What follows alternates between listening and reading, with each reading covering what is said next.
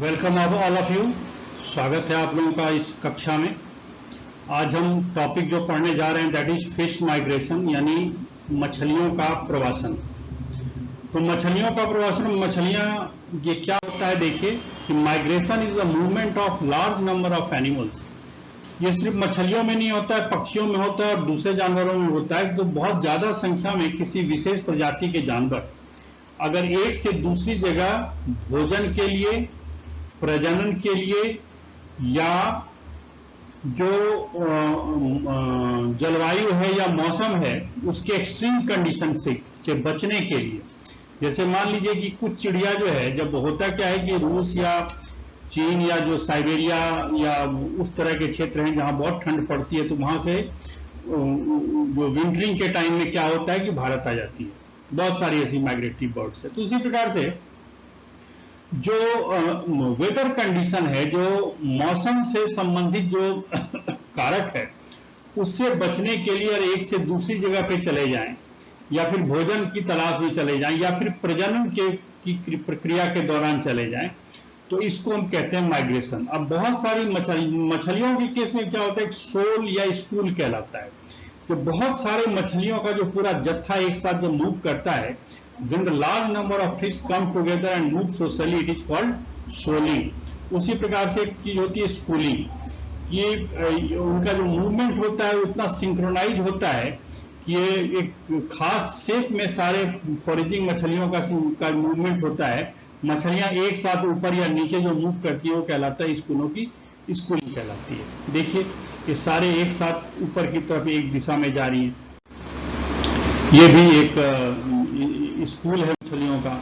यहाँ देखिए ये सारी मछलियों की सोलिंग या स्कूलिंग चल रही है। So migration is the movement of large number of animal for prey. ये तो हम बता चुके आपको। अब जो दो प्रकार का हैबिटेट होता है, दो प्रकार के आवासीय क्षेत्र होते हैं जहां पर किस प्रकार की क्रिया हो रही है मछलियों के लिए। एक तो फ्रेश वाटर हैबिटेट है, आपको पता है कुछ मछलियां स्वच्छ जल में रहती हैं और कुछ खारे पानी यानी कि सागरीय जल में रहती है। तो वो किस प्रकार का होता है, तो देखिए होता क्या है कि कई प्रकार से वैसे तो जो माइग्रेशन की प्रक्रिया को दर्शाया गया है। एक तो भोजन या भोजन प्राप्ति के लिए, इसको एलिमेंटल माइग्रेशन, एलिमेंट्री कैनाल से एलिमेंट्री बना है। ये फीडिंग के पर्पज से, सालमन है, कोड है, स्वॉर्ड फिश है, ये भोजन के लिए माइग्रेट करते हैं। स्पॉनिंग के लिए क्या होता है कि बहुत सारी मछलियां अपने स्पॉनिंग ग्राउंड पे जाती हैं। जैसे मान लीजिए हिल्सा मछली है, वो रहती बंगाल की खाड़ी में है, अंडे देने गंगा नदी के अंदर तक चली आती है। उसी प्रकार से कुछ मछलियां जैसे सालमन वगैरह रहती नदी में है लेकिन अंडे देने के लिए पैसिफिक ओशन में चली जाती है। ईल है, सालमन है, क्रूपीफॉर्मिस है, हिल्सा है। हिल्सा एक इंडियन एग्जाम्पल है। ये सारी जो रिवराइन फिशेस है, नदियों की मछलियां हैं जो समुद्र में चली आती है, समुद्र से नदी में चली आती हैं आमतौर पर। तो ये होता क्या है कि अंडे देती हैं। और देखिए आश्चर्य वाली बात यह है कि जो पेरेंट्स हैं वो अंडे दे करके चले जाते हैं, या अंडे देने के बाद वो पेरेंट्स अक्सर जो अंडे दिए हैं उससे पहले फ्राइज बनेगा, फिंगरलिंग बनेगा, छोटी मछली बड़ी मछली बनेगी, बस वो उन मछलियों के बनने तक वो पेरेंट्स जिंदा भी नहीं रह सकते। लेकिन सारे के सारे जो उन अंडों से पैदा हुई मछलियां, उनको पता है कि उनका जो है वो ब्रूडिंग ग्राउंड या उनका जो फीडिंग ग्राउंड कहाँ है, कहाँ उनको जाना चाहिए, वो मूव करते हैं। जैसे हिल्सा एक मछली होती है जो बंगाल की खाड़ी में रहती है, और बंगाल की खाड़ी में रहने के बाद क्या होता है कि गंगा नदी में बहुत डीप तक चली जाती है, और फिर क्या होता है कि वहां जाकर के स्पॉनिंग करती है, अंडे देती है निषेचन के पश्चात।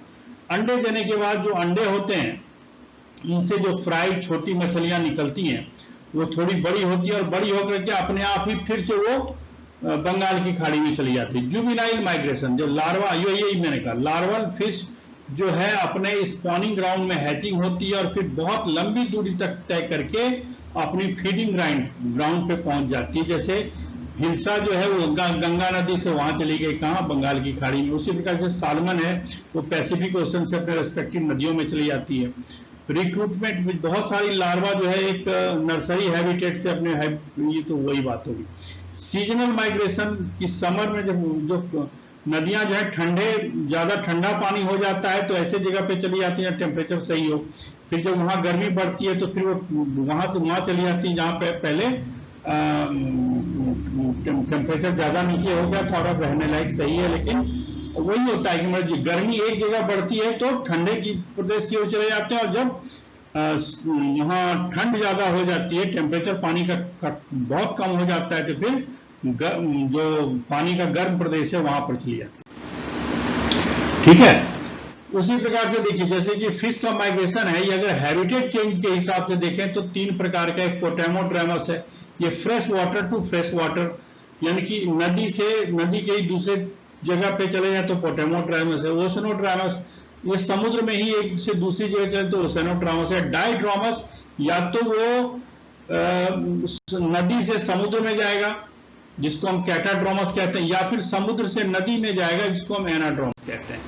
पोटेमोड्रामस when the fish migrate from one fresh water habitat, एक स्वच्छ जल के एक आवास से भोजन के या स्पॉनिंग के सर्च में उसी आवास में दूसरे जगह चले जाएगी। और इस प्रकार की जो मछलियां होती क्या है कि एक से दूसरी जगह पर जाके अंडे दे देती है, जहां ऑक्सीजन कंसंट्रेशन पानी का सही रहता है, टेम्परेचर सही रहता है, वहां भोजन प्रॉपर है। जो जुवेनाइल मछलियां होंगी, जो शिशु मछलियां होंगी, जब अंडे से वो निकलेंगी और फिर उसके बाद ये पुनः वापिस दूसरी जगह चली जाती है। तो जो एशियन कार्प्स है इसका उदाहरण है। जैसे देखिए ये मछली थी, पहले अंडे दिए, अपस्ट्रीम मतलब कि जहां से नदी का उद्गम हो रहा है वहां पर अंडे दिए, फिर वहां से थोड़ी बड़ी हुई थी, मूव करके डाउन स्ट्रीम, उद्गम क्षेत्र से दूर सागर की तरफ, जहां पर नदी सागर में मिलेगी उस तरफ चली गई, और वहां से फिर बड़ी होगी, फिर बड़ी होकर के अपस्ट्रीम में चली जाएगी, अंडे देगी, और ये क्रिया चलती रहेगी। ओशनोड्रामस होता है जब सी वाटर टू सी वाटर, समुद्र से समुद्र में, करीब 12,000 ऐसी समुद्री प्रजातियां हैं जो आमतौर पर रेगुलरली माइग्रेट करती हैं, जैसे सी हेरिंग है, सार्डिन्स है, मैकरल्स है, कोड्स है, रोचेज है, ट्यूना है। ये सारी मछलियां जो है इंपोर्टेंट ओशनोड्रामस का माइग्रेशन का उदाहरण पेश करती है। डायड्रामस है, इसमें 120 तरह की मछलियां ऐसी है जो नदी से समुद्र में जाती है या फिर समुद्र से नदी में जाती है, क्योंकि जो समुद्र में जो पानी का ऑस्मोटिक प्रेशर होता है वो ज्यादा होता है, नदी में कम होता है। तो इसकी वजह से क्या होता है कि उनका जो फिजियोलॉजिकल कंडीशंस है, जो स्पॉन्स का या छोटे का या जो लार्वा का या जो उनके जो अंडे हैं, वो उनको उनमें ऑस्मोटिक प्रेशर में चेंज चाहिए, यानी खारापन में बदलाव चाहिए, इसी वजह से ऐसा है।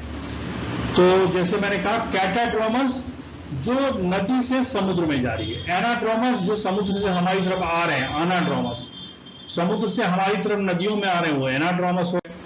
तो ये देखिए कैटाड्रोमस इस प्रकार का माइग्रेशन में लार्ज मूवमेंट ऑफ मछलियां होता है। इसमें एंगुला या ईल है। ये क्या करते हैं कि माइग्रेशन से पहले, जैसे मैंने कहा ना कि एक्चुअली यूरोप के कुछ नदियों में ये मछलियां पाई जाती हैं, और वो क्या करती हैं कि वो अंडे देने के लिए पैसिफिक ओशन में कहीं पर चली जाती हैं, वहां पर किसी द्वीप में, टापू पे और टापू के आसपास, और वहां अंडे दे करके फिर नदियों में अंडे दे देती है। फिर क्या होता है कि वहां पे जो है वो अंडे फिर बड़े होते हैं, फिर एल्वर या सिल्वर ईल बन जाते हैं, और वहां से फिर क्या होते हैं कि वो माइग्रेट करके पुनः नदी में चली जाती हैं। लेकिन होता क्या है कि माइग्रेशन से पहले अपने शरीर पर बहुत ज्यादा मात्रा में फैट या चर्बी जमा कर लेती हैं, क्योंकि पूरे रास्ते फिर खाती नहीं है पूरे जर्नी में। तो क्या होता है कि वो फूड जो रिजर्व फूड का काम करता है। दूसरा, ये कलर चेंज हो जाता है, वो करीब करीब हल्की पीली कलर की होती है, जो सिल्वरी ग्रे हो जाती है। उनका डाइजेस्टिव ट्रैक्ट श्रिंक हो जाता है, उनका जो आहार नाल है वो सिकुड़ जाता है, भोजन बंद हो जाता है, आंखें बड़ी हो जाती है, विजन बड़ा हो जाता है माइग्रेशन के पर्पज से। दूसरे जो सेंसरी ऑर्गन है, जो संवेदी अंग है, वो ज्यादा शार्प हो जाते हैं। स्किन जो है वहां से रेस्पिरेशन प्रारंभ हो जाता है। गोनैड्स यानी जनद यानी कि टेस्टिस और ओवरी उनके मैच्योर और बड़े आकार के हो जाते हैं, ताकि स्पर्म या ओवम का निर्माण हो सके। और फिर ऐसे कंडीशन में वो रेस्टलेस हो जाते हैं, और उनमें एक अंदर से बहुत स्ट्रांग अर्ज होता है ग्रुप में माइग्रेट करने का। तो ये देखिए एनाड्रोमस, अच्छा ये एनाड्रोमस माइग्रेशन जो कि होता है क्या कि समुद्र से नदी में आ रही है, उसका सॉल्मन है, ट्राउट है। एक मैं मछली का नाम लिख देता हूं, आप याद रखिएगा, इसको हिल्सा बोलते हैं।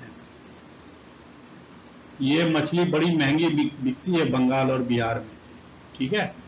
तो ये शरीर में जो homeostasis maintain fresh water species special retaining. अच्छा, होता क्या है कि इस प्रकार की जो मछलियां होती हैं उनका जो ऑस्मोटिक टॉलरेंस रेंज होता है वो काफी ज्यादा होता है। तो ये क्या होता है कि इस हेमियोस्टेसिस को मेंटेन होता रहता है। और उसमें क्या होता है कि अगर ये जब समुद्र में जाती हैं तो क्या करती हैं कि उस समय क्योंकि नमक बहुत ज्यादा ये स्किन से या गिल से एब्जॉर्ब होता है या आयन एब्जॉर्ब होते हैं सॉल्ट के, वो सारे के सारे क्या होते हैं यूरिन के जरिए वो डिलीट होते हैं। तो उसके एक्सक्रीशन का भी प्रोसीजर होता क्या है कि चाहे अगर पानी बहुत ज्यादा नमक वाले पानी में बहुत खारे पानी में मछली रहती है तो उनका शरीर एडेप्ट कर जाता है, अनुकूलित हो जाता है शरीर से ज्यादा नमक निकालने के लिए। तो डायड्रोमस में कैटाड्रोमस देखिए, ईस्चुअरी मतलब वो नदमुख है जहां नदी और समुद्र मिलते हैं, ये नदी है, ठीक है। तो कैटाड्रोमस क्या करेगा, कैटाड्रोमस नदी से उल्टा बोल गया, कैटाड्रोमस स्पॉनिंग के लिए क्या करेगा, नदी से, हाँ सही है, ईस्चुअरी होते हुए समुद्र में चला जाएगा। और एनाड्रोमस क्या करेगा, ये समुद्र से नदी में जाएगा, यही होता है। ईस्चुराइन मछली यहां पर है। तो देखिए क्या हो रहा है कि ये मछली जो एनाड्रोमस थी ये ओशन से यहां आई, यहां स्पॉनिंग किया, अंडे दिए, अंडे देने के बाद अंडों से ये लार्वा फिश और फिंगरलिंग्स बने। फिर ये क्या हुआ कि फिर से ईस्चुअरी में जाएंगे और वहां ईस्चुअरी से फिर समुद्र में चले जाएंगे, ठीक है। और कैटाड्रोमस में इसका उल्टा होगा। ये दुनिया का नक्शा दिया हुआ है। जैसे मैं अभी आपको कह रहा था ना कि जो सालमन है या ईल है, तो वो ये जो जगह है यहाँ इस क्षेत्र की कुछ नदियां हैं या यहाँ की नदियां हैं, उनसे ये माइग्रेट करके कहाँ आ जाते हैं, सॉरी मैं पैसिफिक बोल गया गलती से, अटलांटिक ओशन, ठीक है। तो यहां पर ये कैटाड्रोमस मछलियां अंडे देती हैं और फिर वापस यहां चली जाती है। मैं बार बार पैसिफिक बोल रहा था गलती से, ये अटलांटिक ओशन है, ठीक है। उसके बाद ओशनोड्रोमस है जो समुद्र से समुद्र में जाएगा इस क्षेत्र में। पोटामोड्रोमस मतलब जैसे ये आप देखिए, ये हिंदुस्तान बना हुआ है, उसके बगल में साउथ एशिया है, ये ऑस्ट्रेलिया है, ये इंडियन ओशन है। तो यहाँ पर पोटामोड्रोमस मछलियाँ यहाँ करती हैं, एनाड्रोमस मछलियाँ यहाँ भी है और यहाँ से भी एनाड्रोमस मछलियाँ इधर आ रही हैं, जो है ना। ये बंगाल की खाड़ी है, यहाँ पर देखिए, ध्यान दीजिए, ये बंगाल की खाड़ी है, बे ऑफ बंगाल है, और यहाँ से एनाड्रोमस मछली जो है गंगा नदी में जाती है, सुंदरबन डेल्टा होकर के अंदर चली जाती है, ठीक है। तो इसके अलावा वर्टिकल माइग्रेशन होता है जो एक कॉमन बिहेवियर है मैराइन फिशेज में, क्योंकि मछलियां कुछ नदी के या समुद्र के तल पे रहना पसंद करती हैं। बहुत पर्पस ऑफ फीडिंग वो क्या होती है, वो सरफेस पे आ जाती है, यहाँ की जू प्लैंक्टन या फाइटोप्लैंक्टन या जो भी उनका भोजन है वो ज्यादा मात्रा में मिलता है। या कुछ मछलियां जो सरफेस पे रहना पसंद करती हैं, लेकिन चूंकि वो जो डिकम्पोज्ड ऑर्गेनिक फूड है, जो अपघटित कार्बनिक पदार्थ है जो समुद्र के तल पे पाया जाता है, उनको खाना पसंद करती है, डेट्राइटिवोर्स होती हैं, इसलिए वो नीचे चली जाती हैं। तो इसमें क्या होता है कि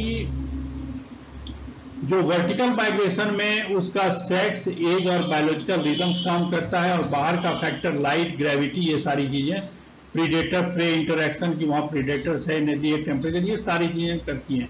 तो movement of fish towards upper surface of sea during night, उन्हें मछलियां रात में तो समुद्र के सतह पर चली, समुद्र के ऊपर सरफेस पे आ जाती है, और दिन में क्या होता है कि रात में जब अंधेरा होता है तो सी के सरफेस पे आ जाती है, और दिन के समय क्या होते हैं, बॉटम में चली जाती है। इसको वर्टिकल माइग्रेशन कहते हैं। तो देखिए, जब रात हुआ तो क्या हुआ, मछलियां समुद्र के पानी वाटर बॉडी के सतह पे आ गई, दिन हो गया तो वाटर बॉडी में अंदर चली गई।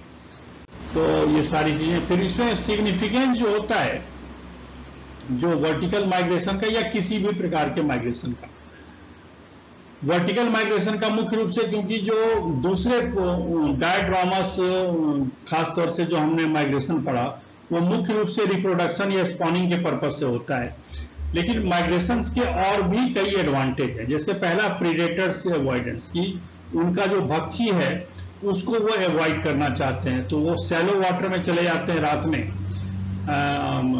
खाने के लिए, जबकि अंधेरा होता है और उनके प्रेडेटर्स या भक्षी जो है उनको देख नहीं पाते। अगर दिन में वो सरफेस पे आ जाएंगे तो क्या होगा, उसके जो बड़ी मछलियां हैं जो उनका भक्षण करती हैं वो देखेंगी और खा जाएंगी उसको।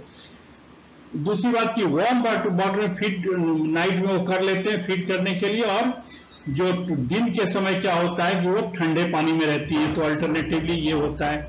फिर डिस्पर्सल होता है, ट्रांसपोर्ट जो है वो ऑर्गेनिज्म जो है सेलो करंट में फूड के पैकेज पाते हैं, और इस प्रकार से क्या होता है कि इस प्रकार की गतिविधि में क्या होता है कि उनका वितरण होता है, एक से दूसरी जगह मूव भी करते हैं। दूसरी बात यह है कि सनलाइट जो है उसके जरिए जो यूवी किरणें आ रही हैं या जो भी हीट आ रहा है उससे उस डैमेज से वो बचते हैं। तो यूवी वैसे तो सीधा सीधा नहीं आता, ओजोन लेयर हमारे ऊपर है, लेकिन फिर भी उनसे बचाव, सूर्य के साथ जो भी बची हुई ऐसी हानिकारक विकिरण है उससे इनका बचाव होता है, और ये जो है ग्रोथ और रिप्रोडक्शन के लिए इनको बेटर एक ऑप्शन प्रोवाइड करते हैं। तो फोरेज जो प्रे फिश होती है, स्मॉल फिश, ये जो एक होता क्या है कि जो छोटी मछलियां जिनको बड़ी मछलियां खाती हैं, ये बड़ी मछलियों के लिए काफी सुविधा हो जाती है कि माइग्रेशन की क्रिया अगर स्कूलिंग मैनर में हो रही है तो क्या होता है कि वो एक जो मछलियां होती हैं वो जो फोरेजिंग करती है, जो प्रे फिश होती हैं, ये मैं थोड़ा उल्टा बोल रहा था, जो शिकारी मछलियां होती हैं वो क्या करती हैं कि प्रे फिश, जो फोरेजिंग फिश होती है, छोटी मछलियां होती हैं जिनका शिकार किया जाता है, और जो लार्ज सोल में मूव करने का फायदा ये भी होता है कि उसमें एक इंडिविजुअल मछली जब तैरेगी तो क्या करेगी कि उसको ज्यादा ऊर्जा लगेगी, लेकिन जब सारी मछलियां तैरती हैं तो पानी का जो एक डिनामिक मूवमेंट होता है वो क्या करता है कि इससे कुल मिलाकर के हर मछली को तैरने में उतना एफर्ट नहीं लगाना पड़ता। ठीक है, तो इसलिए ये दूसरी बात की फ्यूल रिसोर्स जो होता है, ये क्या होता है कि जो शिकारी मछलियां हैं उनको एक ही जगह पर खूब सारा भोजन मिल जाता है ये सोलिंग की वजह से। दूसरी स्पॉनिंग जो है ये होता क्यों है, स्पॉनिंग का पर्पस ये है कि स्पॉनिंग की वजह से चूंकि भोजन के क्षेत्र में तैर के जाते हैं तो उनका ग्रोथ रेट बेटर हो जाता है, उनका रिप्रोडक्टिव सक्सेस बेटर हो जाता है, प्लस होता क्या है कि इससे मछलियां मूव जब करती हैं तो क्या होता है कि आपस में कंपटीशन कम हो जाता है, और टेम्परेचर या बहुत ज्यादा ठंडे या बहुत ज्यादा गर्म टेम्परेचर से अपने परभक्षियों से उनसे ये बच जाते हैं। दूसरा माइग्रेशन जो है ये फिशिंग में बहुत काम आता है। आपको पता है कि जो समुद्र में जो फिशिंग की क्रिया होती है ना, उस फिशिंग की क्रिया में बड़े बड़े जहाज होते हैं, फिशिंग शिप होते हैं, बोट भी शिप होते हैं, जिसके अंदर क्या होता है कि ऑटोमेटिक सोनार जैसा एक इंस्ट्रूमेंट लगा रहता है, वो दूर से ये पहचान लेता है कि कहां पर मछलियों का स्कूल या सोल घूम रहा है। ठीक है, और फिर क्या होता है कि वो अपने आप उसका नीचे का जो पूरा नेट वाला जो मैकेनिज्म होता है कि नेट बना लेते हैं अंदर से वो, और नेट जो है अपने आप ही सोल की तरफ मूव करता है, जिससे कि पूरा का पूरा स्कूल मछलियों को ट्रैप में आ जाता है।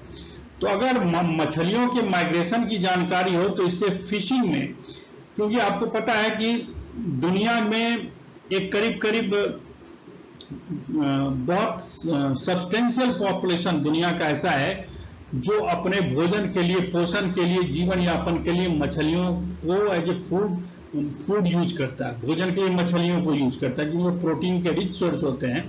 और बहुत सारे देश ऐसे हैं जहां पर इतना अनाज पैदा ही नहीं होता, इस वजह से मछलियां खाना उनकी मजबूरी है, और खासतौर से समुद्री मछलियां।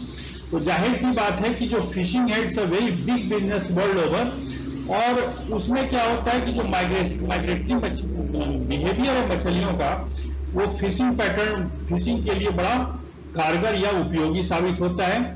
और इसके साथ ही माइग्रेशन का चैप्टर खत्म हो गया। Thank you very much. आप इसमें कोई सवाल हो तो जरूर पूछिए मेरे से। इसके साथ ही मैं लेक्चर खत्म करता हूं।